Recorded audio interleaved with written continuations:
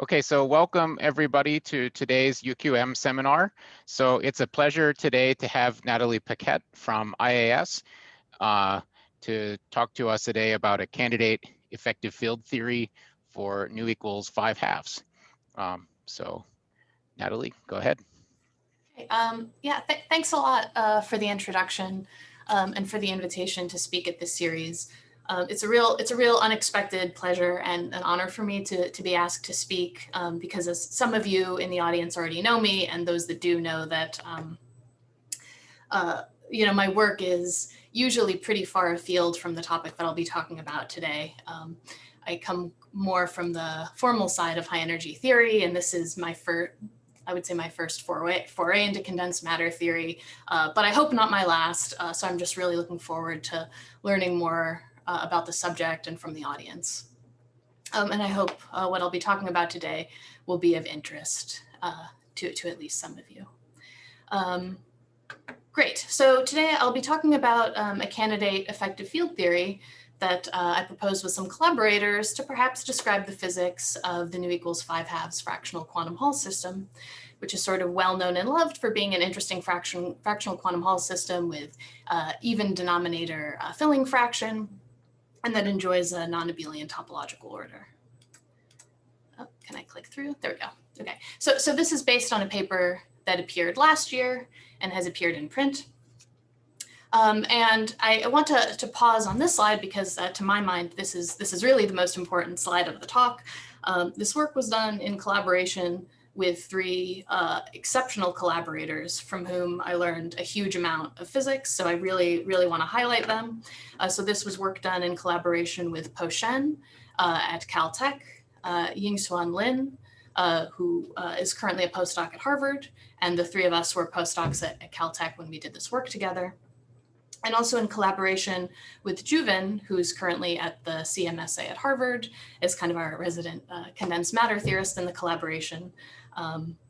And let me also briefly mention that Juven's talked about this work in an earlier session and also in some other seminar series, and the recorded versions of those talks are available online.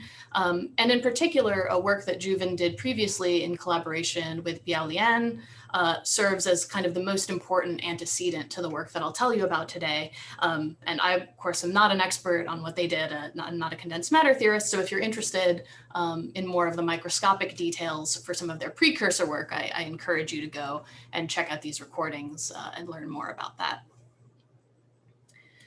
Great, so what's the motivation for what I'll be telling you about today? Well, we're going to start with a little puzzle. So we're going to think about the nu equals 5/2 states, and we imagine that the electrons are spin polarized, and we'll neglect all Landau level mixing entirely. So we have the 0th Landau level contributing a filling fraction of 2/2 that's completely filled from fermions of both spin up and spin down. And then we have the 1st Landau level at half filling. And as I said, there's some interesting non-abelian topological order describing the state. And there's two primary candidate states that have been proposed and studied for a long time to be the candidate topological order for this system. So on the one hand, we have what's called the Pfaffian state, proposed by Moore and Reed, where of course sigma is 5/2.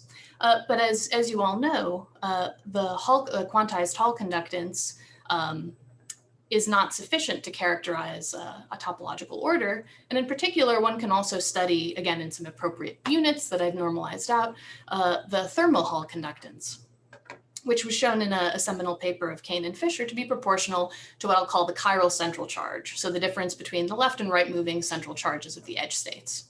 And the two primary candidate states, the Pfaffian and its particle Hall conjugate, the Anti-Pfaffian, in particular, have different kappas and so describe some different topological orders. So the Pfaffian has 7/2 and the Anti-Pfaffian has 3/2. And they map to one another under the particle Hall symmetry. And throughout the talk, instead of saying particle Hall symmetry, I'll often say Ct symmetry to go to the more high energy theoretic language. And there have been numerous numerical studies trying to determine which of these states might be energetically preferred, and so would describe the nu equals 5/2 system. And To my current understanding, the sort of leading contender right now, according to the numerics, is the anti-Pfaffian state, but I won't weigh in on any controversy or details about the numerics. But this was kind of the state of the art for a while until about 2017, when we received a surprise from experiment in work done by this group, where they measured the thermal Hall conductance of the nu equals 5-half system. And rather than finding 7 halves or 3 halves, as would be the natural expectation for one of these two states, they found kappa proportional to 5 halves. So there is another interesting non-abelian topological order that has kappa equal to 5 halves and sigma also 5 halves that's been studied by various authors, and it's called the PH-Pfaffian state, so named because it maps to itself under the particle-Hole transformation. And so one might expect that perhaps this is the appropriate non-abelian topological order to describe nu equals 5 halves. But again, as far as my understanding of the numerics goes, the PH-Pfaffian does seem to not be energetically favored. And so we have a bit of a puzzle coming from the numerics favoring either the Pfaffian or the anti-Pfaffian on one side, and the experimental prediction seeming, at least at first blush, to favor the PH-Pfaffian state. So we have a bit of a dilemma here. And after this experimental measurement was made, there was subsequently a whole suite of proposals from various groups trying to resolve this apparent contradiction. And there's a number of interesting proposals that I personally wish I understood better and that I don't have time to do justice to today.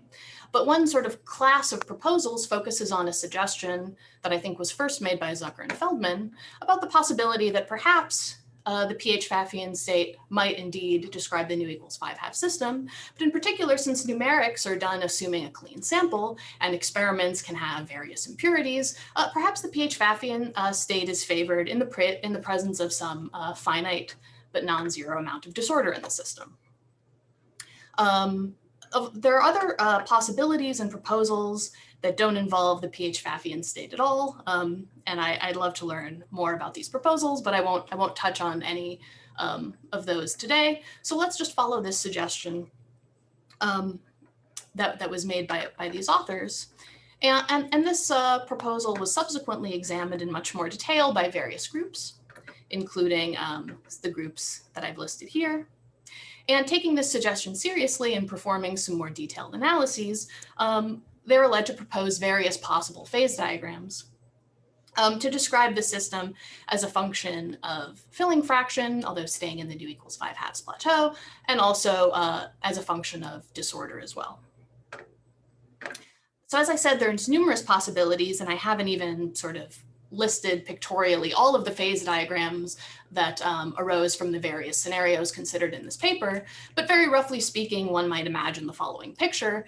If you have some amount of disorder in your system where you have some spatially varying chemical potential, then let's say you imagine that the anti-Pfaffian state has quasi-particles that have lower energy than that of the Pfaffian. So a little bit above 5 halves, the anti-Pfaffian state is favored, and a little bit below the Pfaffian state is favored. And you have some kind of blobs of alternating Pfaffian and anti-Pfaffian bulk states that are separated from one another by some domain wall. And since the Pfaffian state has chiral central charge 7 halves and the anti-Pfaffian state has chiral central charge 3 halves, there should be something with chiral central charge 4 halves running along the domain wall to make up the difference in these Hall conductances and cancel the anomaly. And the most natural candidate would be, of course, 4 neutral Majorana modes running along the wall.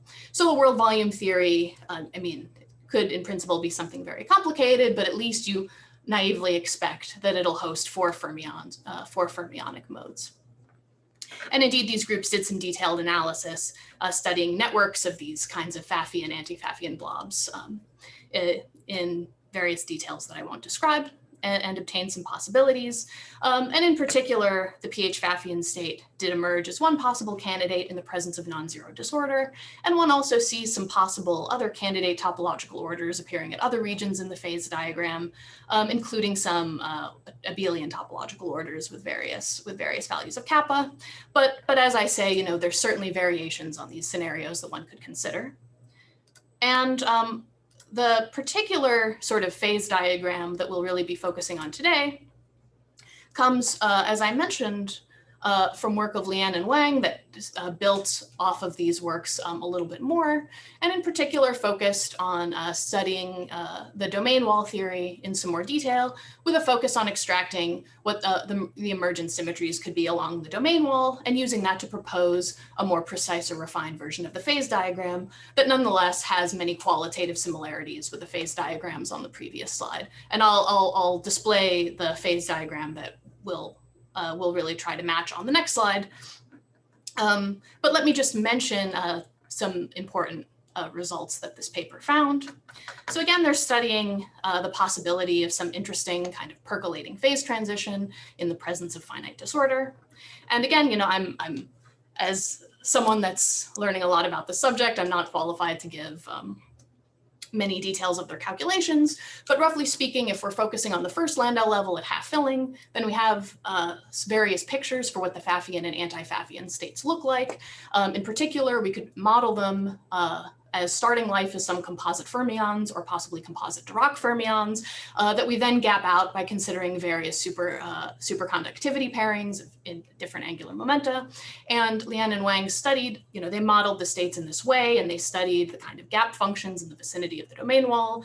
And they did some very detailed analysis studying how the Majorana modes can tunnel between adjacent domain walls that are very close together, and also how in the presence of disorder, the Majorana modes could potentially scatter amongst themselves. And when the dust clears, they proposed the following possible emergent symmetries for the domain wall theory that contains, in particular, a sector of 4 Majorana modes. They suggested that below some scale, so lambda I'm using as kind of the energy scale describing disorder. So roughly speaking, it goes kind of like the inverse length of the puddle size of kind of the average blob in your disordered system. And when the disorder is sufficiently weak, they found an emergent O4 symmetry rotating all the Majorana fermions amongst themselves, which would be appropriate for kind of you know, a jump in kappa of 4/2. But then a little bit higher on, they found that this O4 symmetry gets broken to an O2 cross O2 symmetry. And then at an even higher energy scale, that gets further broken to a Z2. So I just want to highlight these groups as groups that you should remember, because we'll be trying to kludge up an effective field theory to match those symmetries in particular later in the talk. So based on these possible symmetries, which among the Majorana among the fermions on the domain wall, which can sort of govern, mediate transitions in various increments of appropriate central charges, then you can propose a natural phase diagram. And the one they proposed looks rather like this. So again, we have our diagram in terms of nu and disorder. And this will kind of take as given for the talk. So the phase diagram proposes, again, various regions with various values of kappa. We don't know for certain that the kappas that are proposed are associated to the topological orders that I claim. You know, from just studying these domain wall theories, I can't tell you for certain that in the kappa equals 5 regime, we really have the PH-Pfaffian, and so on and so on. Of course, there's many caveats, and I think there's a lot left to be resolved. But for the rest of this talk, I just really want to take this phase diagram seriously. You know, it was handed to me by smart condensed matter theorists. And the question, the very modest question that I'm going to try to answer today as just a field theory minded person is, you know, is there a simple effective field theory that captures the qualitative features of this phase diagram, in the hopes that this phase diagram perhaps provides us with a correct or a useful or approximately correct description of the nu equals 5 half system? And if there is such a simple EFT, can we compute any simple or useful things with it? And so, yes, that's the, yeah, please. Can I just ask a brief question? Sure.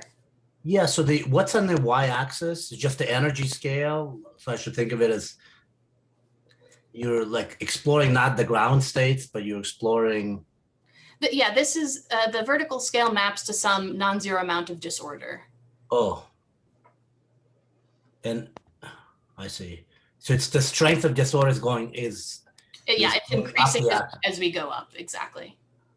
So at lower disorder, we have more emergent symmetries on the domain wall, according to the analysis of Biao and Juven. Mm-hmm. And are lambda 2 much larger than lambda 1, or they are of the same order of magnitude? Not the same order. So lambda 1 is roughly goes like the inverse of the, if you like, the inverse of the width of the domain wall is how I think about it. Lambda 2 is like the inverse of the magnetic length scale, whereas this is more like the length scale associated to the phase pairing in this composite fermion picture. Could I ask a question too? Yeah. In this question about emergent symmetries on the domain walls, should we think of the O4 as being 4 fermions with the same velocities, and Exactly. the O2 times O2 being a splitting of velocities, exactly. And Z2 being 4 distinct velocities? Yeah. Okay. Yep. Yeah. Yeah. Properly speaking, this disorder scale is, there's also a factor of kind of the mean velocity of the edge modes here. And yeah, that's exactly right. But this theory becomes more symmetric as you go to lower energy and lower disorder. Lower disorder, okay. Lower disorder. May I also ask a question? Yeah. So I was wondering, should I be thinking of these domain walls as being highly fluctuating? And if not, in what proportion should we have different regions, or is that relevant? So I only heard the first part of the question. The second part cut out. But as far as highly fluctuating, the answer is yes. I mean, of course, nothing that I'm going to say in the effective field theory sees these details. But the picture you should have in mind is that there's some phase transition at some critical value of disorder where the domain walls are percolating through the sample and can connect up with the edge. Okay, thank you. And that addresses the second part as well. Thank you very much. Okay, great. Okay. I have a nice comment. Natalie, great job so far. It's really nice. I just want to comment to Leo's question. When you change the disorder, you probably should think about changing the sample. It's different system. The disorder, the vertical axis. Okay, and then one comment to Xiaomi is that you asked the symmetry, and also there's a Z2. That one Z2 is a fermion parity. That's a fermion parity exon. For the Rana fermions, and that's it. I agree everything. No problem. Right. Yeah. So O2 cross O2 lives in this region between lambda 1 and lambda 2, and then indeed, as you crank up the disorder even further, the only symmetry that should survive is just Z2, which is the fermion parity symmetry. Just to echo what Juven said. Okay. I see there's one more question from Nadi Seiberg in the chat. He's asking what's known about the order of these phase transitions. Great, yeah, that's a great question. All of the all of the proposals from the previous works that I'm aware of consider various possibilities. And the EFT that we'll present suggests that this one in particular is first order, and these others are second order, but then there's modifications that we can consider where the transitions are first order. And yeah, indeed, none of the proposals from the previous papers pin down the order of the phase transitions precisely. There's various possibilities, and our hope was that the EFT, you know, if it's a good description, maybe it actually helps tell us what the order of the transitions are. But as always with EFTs, you have room to play around. So I don't claim that we've nailed the answer to that question ultimately. Okay, yeah, any other questions? I can't really see the chat, so yeah, please interrupt me if more questions come up in the chat that I'm not seeing. So can I do have another question. I mean, you didn't write down the disordered Hamiltonian, maybe you will, or maybe it's just you take this on face value from these other papers. But you know, I don't understand the system enough to know that how the disorder breaks symmetries as you described, you know, from O4 to O2 cross O2 to Z2. Is that something obvious? No, it's not obvious, and I won't write down the details since I'll be focusing on the EFT. Okay. But we can certainly talk about it after, and you know, Juven, of course, can supplement any details from his papers if I misrepresent anything. Okay, thank you. But yeah, not obvious. At least not to me. Okay, great. Yeah, thanks for all the questions. Great. So like I said, today I'm just going to really try to do a very simple thing. And the risk of doing a simple thing is that maybe I'm doing a simple-minded thing and trying to reproduce this phase diagram, but that's where I'm going to go for the rest of the talk. Right. So the ethos of this talk or the outline can also be described as follows, based on the classical children's book, If You Give a Mouse a Cookie. And those of you that are familiar with If You Give a Mouse a Cookie know that, well, you might give a mouse, you might try to tantalize a mouse with a really, really interesting, or like a really delicious cookie, and the mouse is very happy and excited. But pretty soon the mouse asks, well, okay, if I have a cookie, then I demand that you must give me a glass of milk. And then you let the mouse into your house, and the mouse starts asking you for more and more things that are increasingly tangentially related to the original gift of the cookie. And so maybe this talk can be viewed as the analog, where instead you've given a string theorist a Hamiltonian, and she gets overly excited and asks for an effective field theory, and goes on from there. And of course, it's always an open question whether or not it's a good idea to let either mice or string theorists into your house. But as I said, hopefully we can still have some fun with this talk. Okay. So let me summarize the effective field theory that we write down pictorially, and I'll go into the details of the various sectors that show up a little bit later on. But this is just to kind of give you the basic overview for the most important part of the EFT. So I've represented kind of different sectors or modules of the EFT by these colored blobs, and various couplings among the different sectors by the arrows. So you can see that there's not all-to-all couplings here. We're only kind of coupling parts of the EFT very specifically to other sectors by very specific couplings, precisely because we're engineering this thing to get a very specific result. So as usual, in the Chern-Simons description of the fractional quantum Hall effect, we have some U1 Chern-Simons theory describing our classical background electromagnetic gauge field, whose role in life is going to help us set sigma to be 5 halves throughout the phase diagram. So sigma does not change for any of the topological orders that we're interested in. And the main hero of our talk today is going to be a different Chern-Simons sector, given in terms of an orthogonal gauge group, with some additional local counter term called a gravitational Chern-Simons counter term. So this is a spin TQFT based on this orthogonal gauge group. And in fact, it's known, it's been studied by other people, it's known that this is one Chern-Simons description of the PH-Pfaffian state, which of course we're interested in obtaining. And of course, there's various equivalent ways to represent the theories via Chern-Simons dualities, but this is the description of it that we're going to use for the rest of the talk. And so a Chern-Simons gauge theory based on an orthogonal gauge group is going to have 2 levels, a continuous level and a discrete level. So if you just want to look at the continuous part where you set the discrete level to 0, then O2 at level 2 has the same chiral algebra, if you like, as the U1 gauge theory of level 8. And so you can couple this kind of continuous part of the gauge field to this background electromagnetic gauge field. And I'll show the Lagrangian on the next slide. But again, the point of this part is really just to help us set the filling fraction and forget about it for the rest of the talk.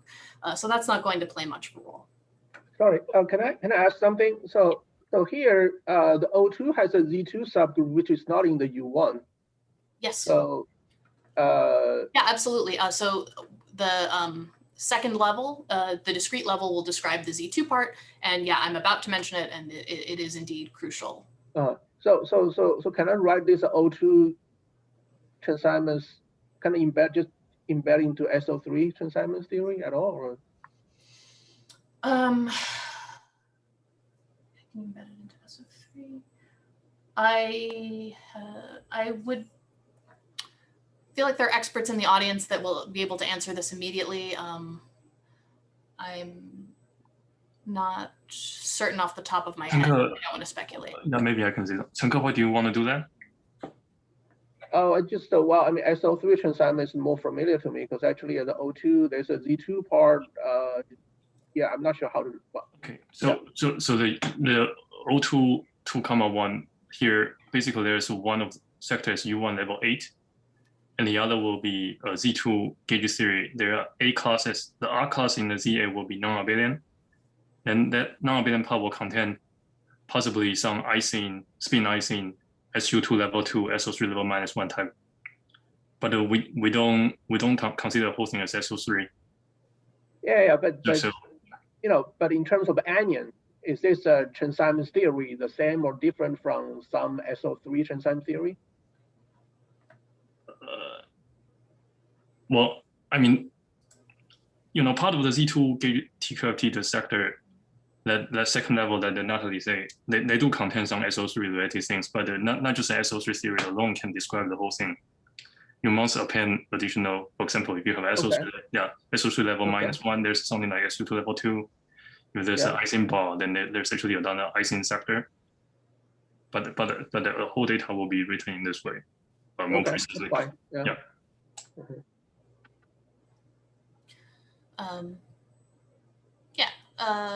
Great. So that's a transitioning kind of to focus on the discrete level that we were just kind of mentioning.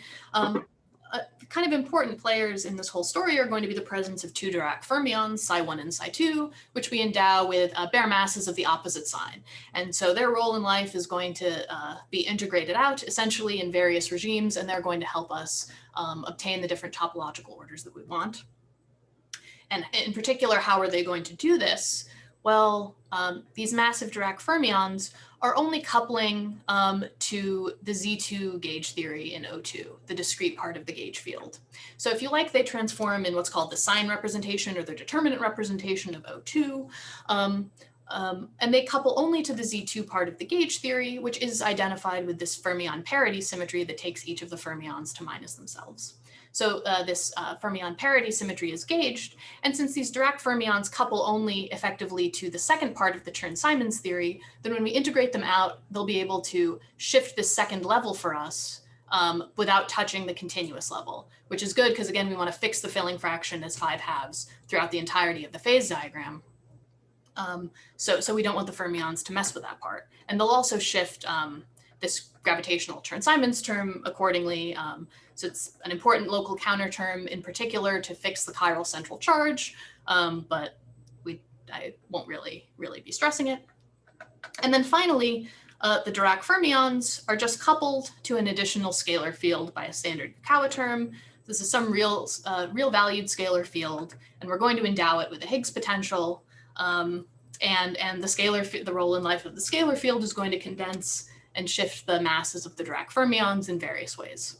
So now I'll spell all that out a little bit more specifically, and we can see how everything helps us obtain the phase diagram in detail. And obviously, so what I'm presenting is the basic setup. And then once you have this basic setup, there's all kinds of modifications and extra things you can do to start playing with it. And I'll mention some of them at the end of the talk. But perhaps what we find isn't even kind of the optimal description, and there may be more elegant things that one can play around with starting from this basic premise. Okay, so here's a summary of the main topological orders that we want to obtain in our phase diagram. So we have the Pfaffian and the Anti-Pfaffian states and the PH-Pfaffian, and they will have their various regimes of importance. And what I want to mention in this slide, what I really want to stress is that they each have descriptions in terms of this orthogonal Chern-Simons gauge theory with the same continuous level and varying discrete levels or various different levels of the Z2 part. Again, as well as some local gravitational counter terms that help us fix the chiral central charge to the correct values. And so these descriptions of these states, I learned them from Po-Shen, and in particular, they appear in a paper of Cordova, Hsin, and Seiberg. So we use their descriptions. So very pleasingly, they worked out all of the important details for us, and we get to just do the easy thing in building this EFT. And there's also a different but equivalent Chern-Simons description of these states in Lian and Wang as well. So one way to think of the orthogonal Chern-Simons theory, if this is a helpful perspective for some of you, and if not, don't worry too much about it, is that you can think of it as a product of two two gauge theories. Again, one, a Chern-Simons theory based on continuous gauge group at level 8, and another discrete part. So we have a discrete Z2 gauge theory that we call TL, and TL are kind of these, they're a famous family of fermionic symmetry protected topological phases, and they're known to have a Z8 classification. So there's only eight of these things. And once you have this product theory, you can consider gauging by a certain one-form symmetry. So this Z2 isn't, so this Z2 means gauging a one-form symmetry. Hopefully, I hope the notation isn't too confusing. But once you do that, then each of these states, for each of the three states that we're interested in, at the end of the day have 12 anyons. And you can see pretty explicitly what they are, because up to local counter terms that we can largely ignore, the TL theories are basically Ising-like TQFTs, where the sigma anion for the various L in each of the theories has spin minus L over 16, and the gauging identifies them with various Wilson lines in the continuous part, and you can compute the spin and charge of these things and all the braiding and fusion stuff, and it works. And I won't go through any of that, but it appears in these papers, and we have details in our appendices and so forth. But I just want to, in particular, remind you that, again, the Pfaffian and Anti-Pfaffian states will map to each other under the particle hole or Ct transformation, and the PH-Pfaffian state maps to itself. So if you don't take anything from this slide, I just want to mention that these topological states all have, again, orthogonal descriptions in terms of Chern-Simons theory with orthogonal gauge groups, but the levels are different, -1, 3, and 1, respectively. So it's the Z2 part that's going to be important for us. So here's the part of the EFT that brings the gauge fields and the fermions together. Again, here's our O2 gauge theory. And here I've written the dynamical continuous part as little b. And again, it's coupling to the background field. And in view of time, I won't go through the details of the various normalizations. But once you get everything right, you find that, again, these capital A's, their role in life, this coefficient of 2 is to essentially tell us that we're completely filling the 0th Landau level, and this part takes us to half filling. If you like, 2 squared over 8 is a half in the first Landau level. And again, this helps us fix the filling fraction or sigma throughout the phase diagram once and for all, and otherwise we don't touch it. Great. So we have our Chern-Simons theory. That's kind of the important part. So this is our representation of the PH-Pfaffian state. And again, it's coupling to 2 Dirac fermions with masses of opposite sign. And again, if we write O2 like this as some semi-direct product, this Z2 that's the fermions are coupled to is identified with this symmetry, and it's gauged. So the key takeaway from this slide is really only that the fermions are only coupling to this Z2 gauge theory that I'm calling TL. So integrating out the mass of fermions is going to shift that second level, and it's also going to shift the gravitational Chern-Simons term. And in particular, again, Cordova, Hsin, and Seiberg taught us that a single Majorana fermion, when it's coupled to a Z2 gauge field, will shift each of the 2 levels, the coefficient of this term and the discrete level here, by plus or minus 1/2 when you integrate it out. And it'll be a shift of plus 1/2 if the mass is positive, and minus 1/2 if the shift is negative. So when we have Dirac fermions, the same principle applies with shifts of plus or minus 1, depending on the sign of the masses. That's really the only important idea here. And finally, as I mentioned, we add a Gros-Neveu-Yukawa sector to our theory. So the fermions couple to the scalar in the usual way, and the scalar has a Higgs potential. And for now, I'll take the mass and the Yukawa coupling to be greater than 0. And of course, the scalar field can condense and acquire a VEV of value plus or minus V in the usual way. So now this EFT, although it's, I think, not obvious at first sight, actually has Ct symmetry. So I've written down the prescribed CT transformations on the matter fields. In particular, phi, notice, is a pseudoscalar. It transforms with a minus sign. But it really turns out that the full EFT actually has this Ct symmetry. And in particular, it's not obvious that the Chern-Simons term does, because you normally would not expect it to be invariant under time reversal. But as described in these papers, there's a level rank duality that actually again, up to some local counterterms that I'm suppressing, takes the theory to itself. So we argue for various ways in the paper, but this is really a CT invariant EFT. But the scalar field is going to acquire a VEV from the Higgs potential. So we're going to get spontaneous symmetry breaking of the CT invariants, and therefore a natural notion of domain walls in this theory. And because domain walls were such an important part of the microscopic proposals, from the EFT point of view, we're going to be able to study and determine some properties of the domain walls that result from this spontaneous symmetry breaking. Now, of course, we have two axes to fill out on our phase diagram. And so it's natural that we want to move away from the critical filling fraction, away from the CT or particle hole symmetric locus. And we can do that in various ways. And the simplest one, and the one that I'll mention in the talk, is that we can, because this is a pseudoscalar, we can just add some odd polynomial terms to our scalar potential with some small coefficients and just explicitly break that symmetry as well and study the result. Okay, so now we have all of the ingredients, and I think I've kind of advertised how all the pieces fit together and exactly what's going to happen, but let's just spell it out and get the whole phase diagram. And let's just really start at the critical filling fraction of 5/2. So let's not worry about moving away from nu equals 5/2, but consider the theory in different regions of parameter space. And so I know we started a little late, but how am I doing on time? I don't want to run too far over.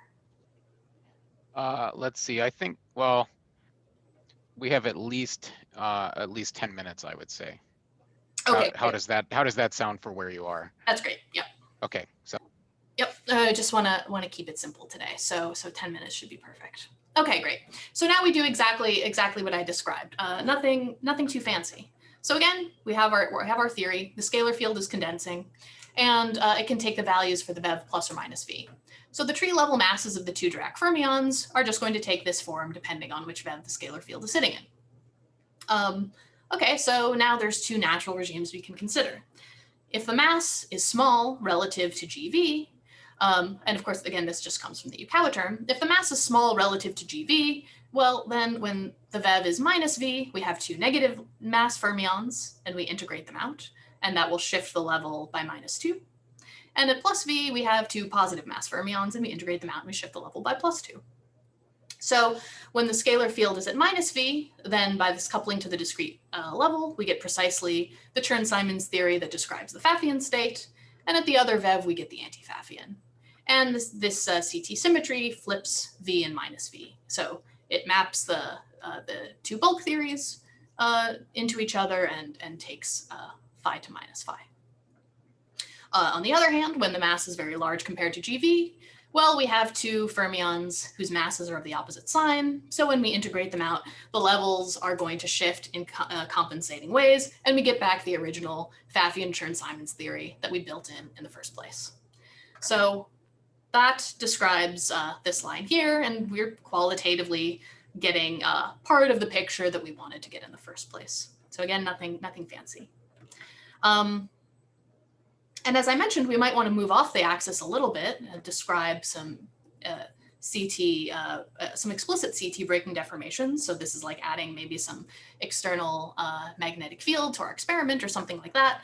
And again, the simplest way to do it, which is all I'll talk about today, is just to add, say, some linear term in phi, because phi transforms as a pseudoscalar, and I'll call this deformation M odd. So in the phase diagram, we wanted to describe some two-dimensional thing where the horizontal axis was nu and the vertical axis was the disorder scale. And here the natural thing is, well, we have our Dirac mass M, and we have the coefficient of this linear perturbation M odd. And once we shift the potential a little bit, of course, the scalar VEVs are no longer going to have degenerate energy. One of them is going to shift and become the true vacuum. And which vacuum is the true vacuum, of course, depends on the sign of this term that we add. And these shift the masses in the obvious way. And so a little bit off the critical axis, we're going to have some transition where one of the Dirac fermions or the other becomes massless, and again, kind of transitions us into these two regimes. So along this axis, we have some kind of first order phase transition in our EFT, it seems, from the spontaneous breaking of the particle hole symmetry. And here we have what looks like just a smooth, continuous second order transition mediated by these massless fermions coming down. Now, as I mentioned, we can study various properties of the domain wall in this EFT description at the critical filling fraction precisely, where we have the particle hole symmetry. In the interest of time, I don't want to go into the details of this, but as you might naturally expect, in particular when the masses, the Dirac masses are very small, then on the wall we precisely do get, in particular for massless Majorana fermions, as basically we had to. And there's various simple ways to see it. I mean, you can take the Dirac equation in the background of our domain wall, you can solve for the zero modes explicitly, and you can see that, in one regime, you get 4 normalizable modes of a single chirality surviving on the wall. And in the other regime, where you really crank up the mass and you're trying to get the PH-Pfaffian state, you get chiralities surviving on different sides of the wall. So on the wall, they can acquire some mass term and get gapped out. So you get the fermions surviving in the right regimes. And of course, you can study the domain wall theory in a little bit more detail. And I'm just stressing the fermions because that's the most obvious and perhaps most important part. So I won't go into the details of the domain walls, but we say quite a bit more in the paper. And I also just want to mention that these are, you can study more about the domain wall in a semi-classical analysis when these parameters are like so, when mu over lambda is much bigger than 1. Of course, when you have the scalar field theory, the domain wall profile is kind of well known and well loved. The scalars are coupling to some fermions. The fermions are coupling to our gauge sector only through a discrete part, so that really doesn't affect a lot of important properties of the domain wall too much. And you can compute the tension of these domain walls in the semi-classical regime. The classical contribution from just the scalar part is a famous one, but you can go further and perturbatively compute some one-loop corrections to the tension. It's following a really nice piece of work by Parnachev and Yaffe that explain how to do this and various tricks to do the computation. And if you're like me, this is a lot of fun, and we spell it out in gory detail on the paper, in part because I got so excited to finally do a computation that didn't involve any supersymmetry for, it's really been a while. And there's contributions from, of course, the fluctuations in the scalar sector, but also from the fermions. And in the two different regimes,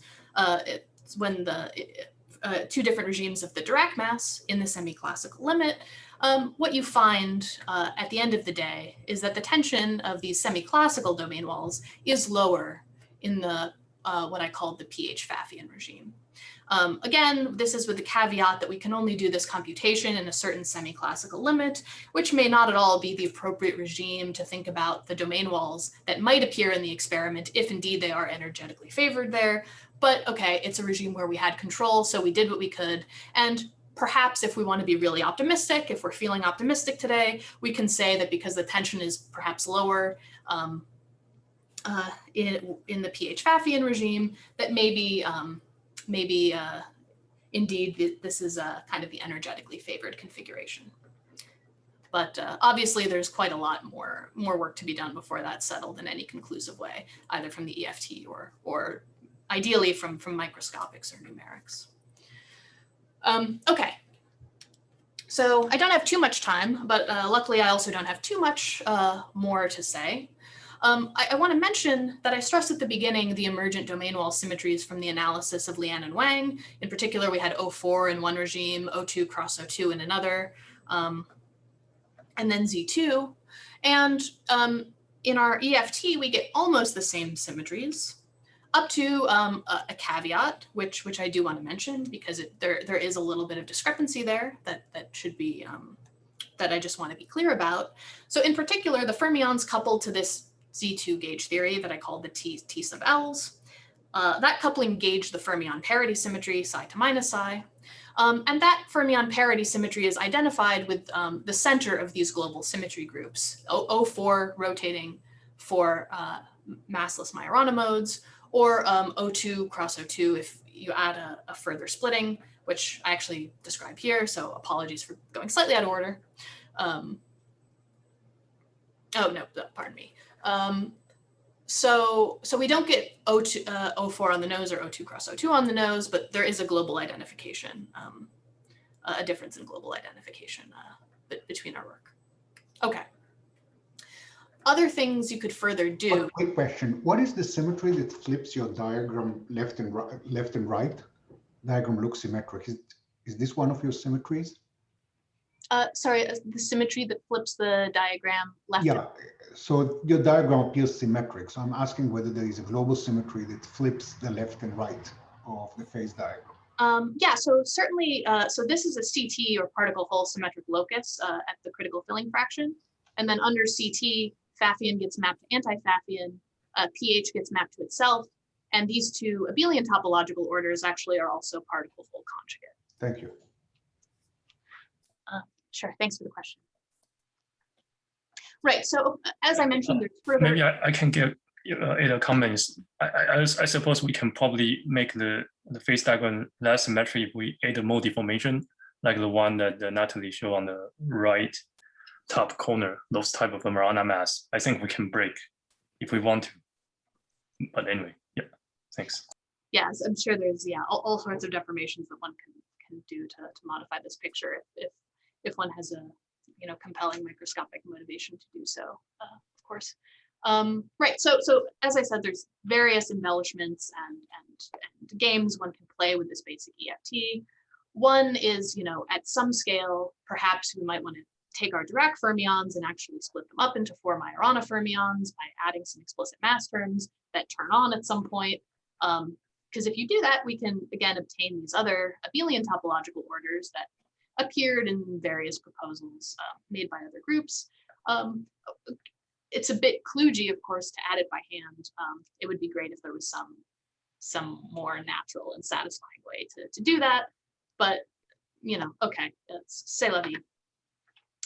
One final comment, I'll maybe in the interest of time skip this part, but one final comment I want to make that puzzled us a lot when we were thinking about it was, you know, we have this, we're trying to span this 2D phase diagram, and we have this axis motivated from experiment that encodes the disorder strength.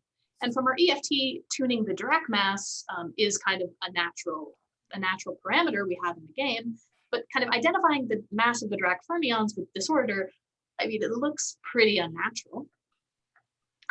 But you can do better, in fact, in actually a pretty straightforward way. So you can modify the EFT a little bit by flipping around some of the couplings. You can instead have the scalar couple to this asymmetric mass term, and then just add what was formerly the Yukawa term, just add some other parameter m odd, such that now the scalar mass, which I've renamed lambda, is controlling the deformation on the vertical axis, and that looks much nicer.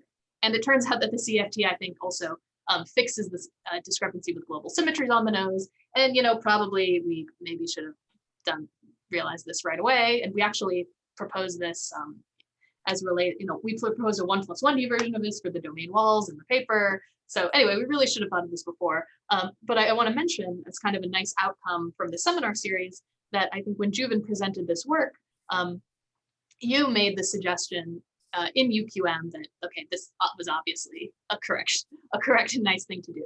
So thanks to this seminar series for helping us improve the model. Okay, so that's really all I wanted to tell you guys.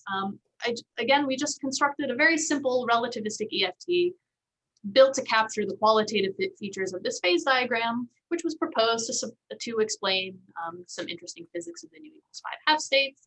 And one of the nice things that this EFT buys you is that, at least in some semi-classical regime, in a certain parameter regime, you can do a computation of the domain wall tension, including some one-loop effects, and get some concrete results that way.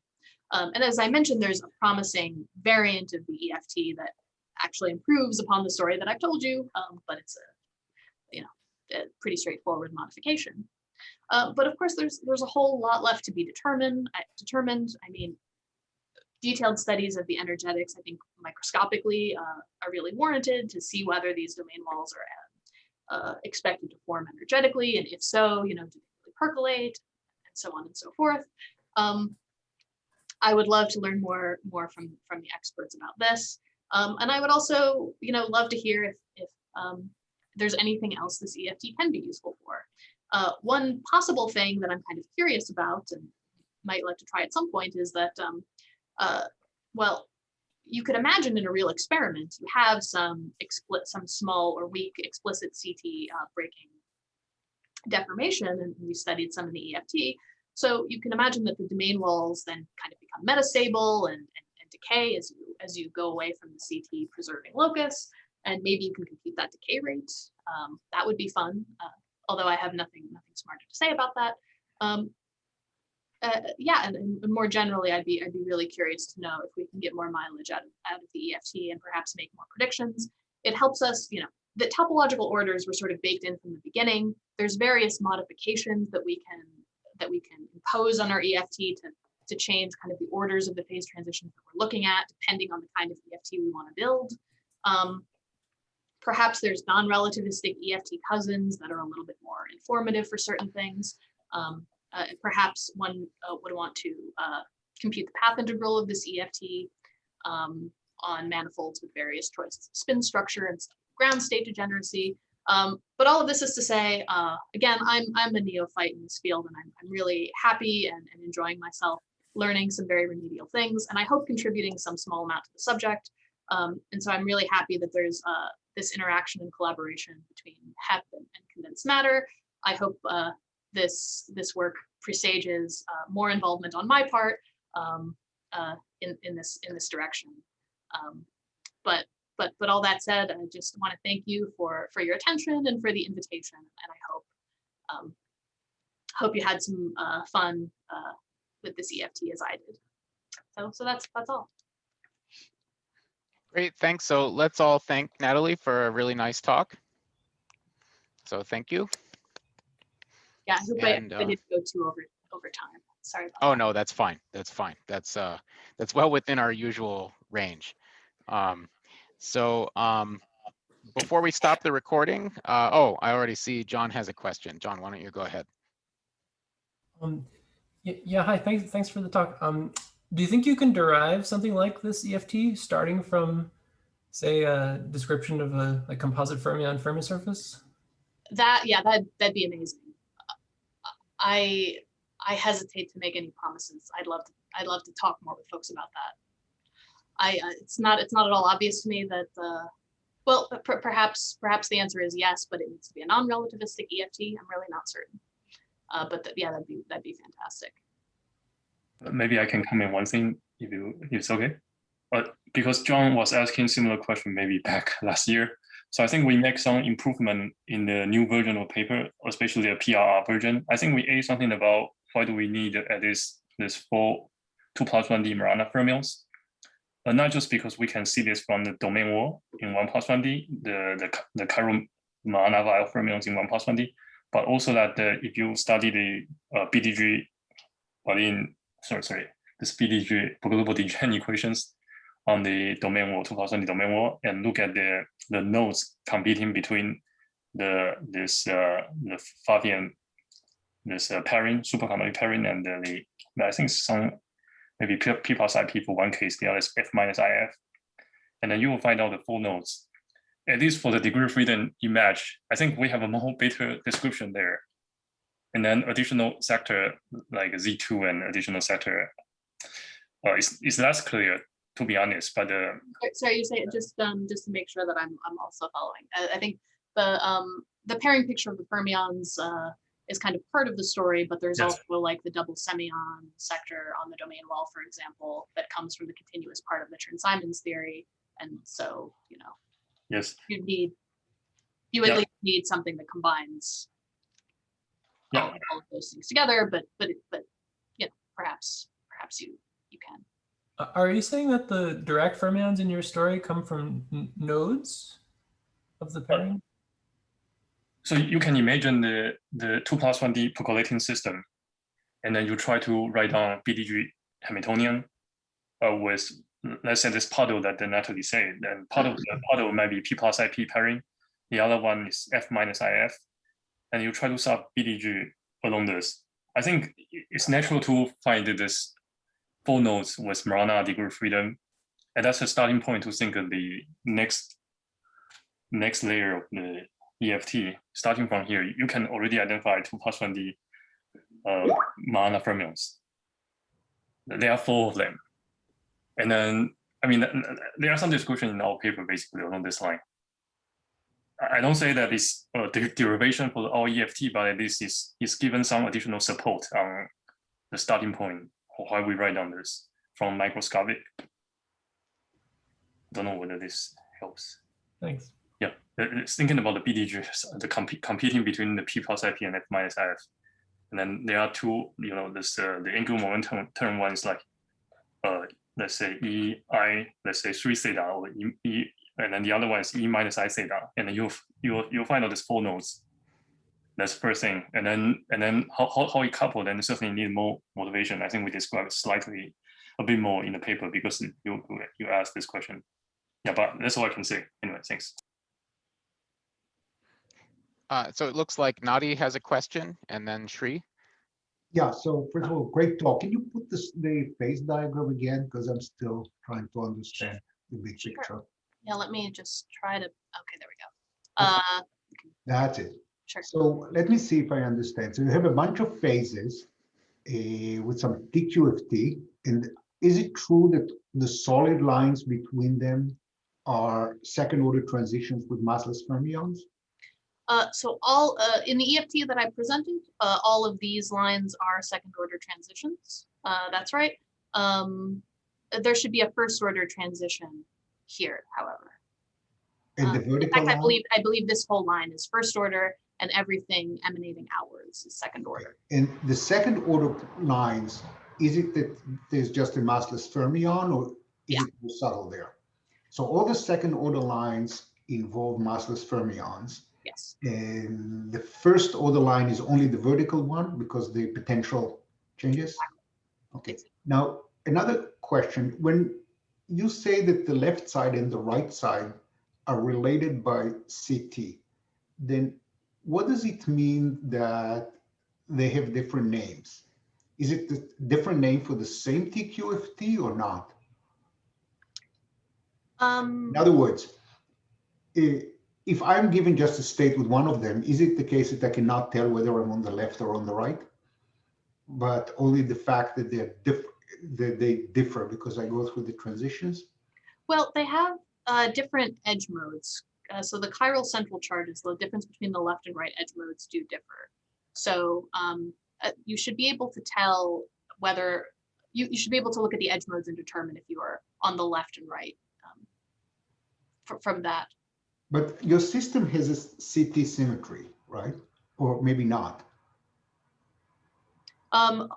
There is a CT, so the Lagrangian I presented has a CT symmetry up to the explicit breaking terms that I added, which were those linear terms in the potential. So if you stay on the critical axis, there is a CT symmetry, and everything off the axis is no longer has the CT symmetry. Was that clear? Sorry. Not quite. Is it that there is an anomaly in the CT symmetry? That would explain why this would answer my question. Is there an anomaly in the CT symmetry? The point is that if you have the exact symmetry and you break it either to the left or to the right, it shouldn't matter because there's a symmetry. Mm-hmm. So even if the symmetry is broken, it should relate the left side of the diagram to the right side. Yeah. If there are subtle differences, the only thing I can see is that there is some kind of an anomaly in the CT symmetry. Mm. Maybe I have a comment. I think Nati asked a similar question last year, and I think that time the answer seems to be yes. But can you be specific how the anomaly is? Is that the CT mix with what symmetry, one-phone symmetry or something? Do you have? I don't know. You tell me. This is your model. But yeah. Well, I'm asking whether there is an anomaly between the CT symmetry and some other symmetry. Maybe the U1 of electromagnetism that you couple it to. Mm. fact, that's quite a good candidate because it changes the value of K, of kappa, sorry, of kappa. Po-Shen, can you tell that? I think it should, there could be an anomaly on the CT, I suppose, but maybe Po-Shen can. Oh yeah, I think so. So if you perform a transformation, like from, let's say, go from left to right, you found these kappa changes. So you can think of it as some kind of mixed anomaly. So what is the anomaly? An anomaly is between CT and what?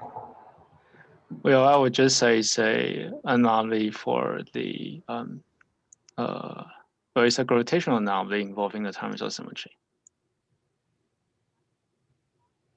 So the difference of this kappa can be accounted for by a gravitational Chern-Simons term.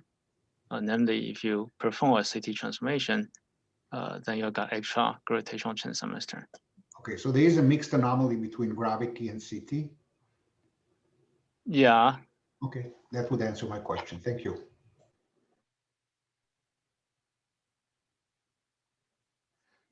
Okay, I think Shri has a question now.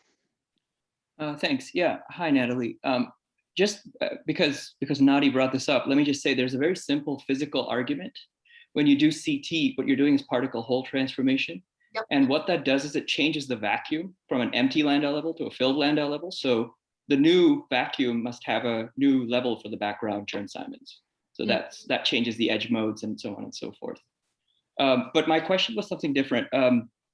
A few years ago, for the half-filled Landau level, the lowest Landau level, which is a compressible state, gapless state, Matthew Fisher, Mike Mulligan, and I constructed an effective theory starting from wires and doing bosonization. And we sort of arrived at a description of the theory very similar to what Son had. My question is, are there any studies that you know of that do this sort of wire-like constructions where you could even treat the disorder sort of rigorously using methods of non-abelian bosonization, which is known for such problems? I don't know if you know of any approaches to this 5 halves problem using such wire constructions. Yeah, thanks. That's a great question. I'm not aware of any off the top of my head. But if anyone does know one, please jump in.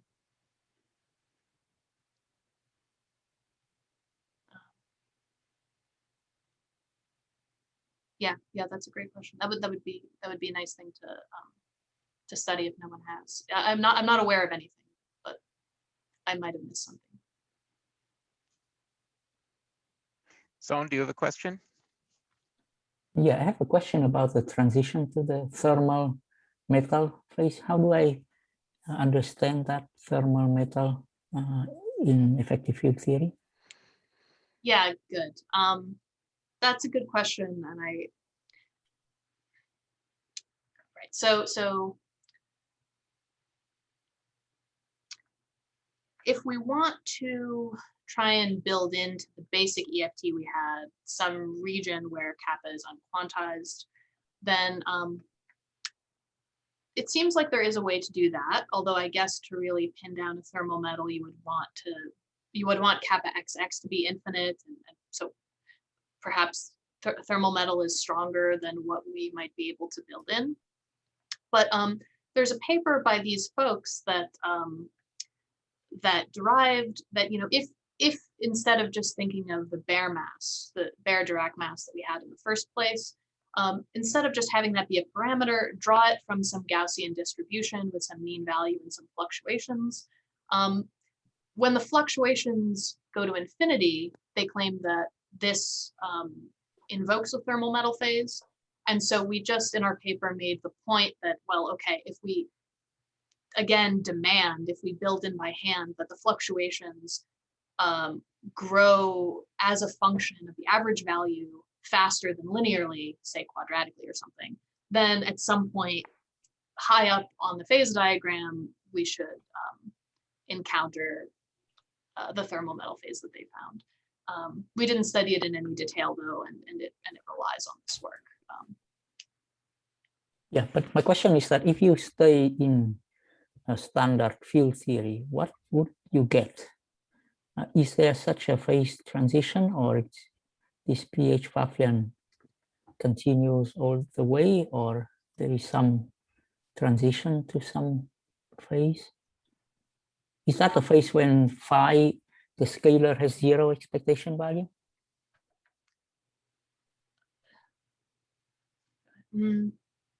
No, so phi could still acquire a non-zero bev, and there's no, unless we play this trick, I'm not aware of a natural transition from the field theory point of view that gets you to the thermal metal phase, again, without kind of forcing it. Yeah, I understand. Yeah. Just hope that all the Majorana fermions somehow delocalize throughout the bulk, instead of staying fixed on the domain walls, so that we have some regions of unquantized kappa. But I don't know of anything natural, like really natural in the field theory, beyond kind of forcing this to happen. Sorry, but what I mean by natural in field theory is that suppose nobody told you about thermal metal phase. In fact, there is no experiment. The experimental situation is murky. What would you suggest if we believe literally in this field theory? If I wanted to build that there will be no further phase transition going up, or there is some phase transition to something that we should look for, and it's not a thermal metal.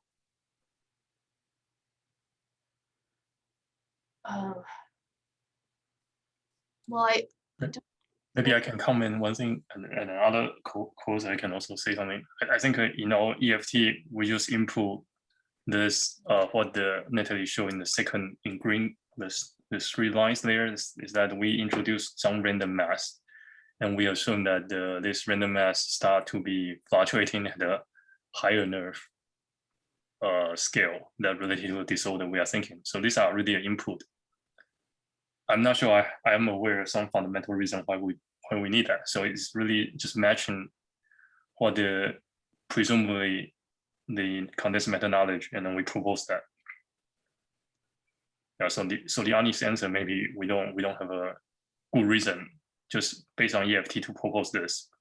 It's something we want to match with the knowledge we gain from condensed matter. Other people can comment as well.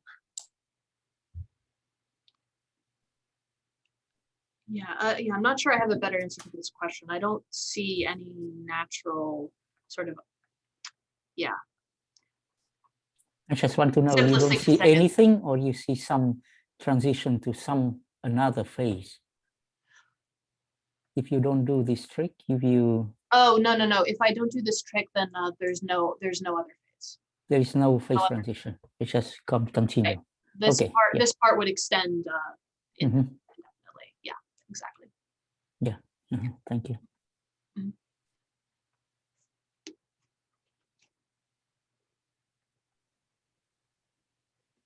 Okay, great. Well, I think maybe this is a good time to thank Natalie again. So thanks very much. It was a really great talk. And I'm going to go ahead and stop the recording.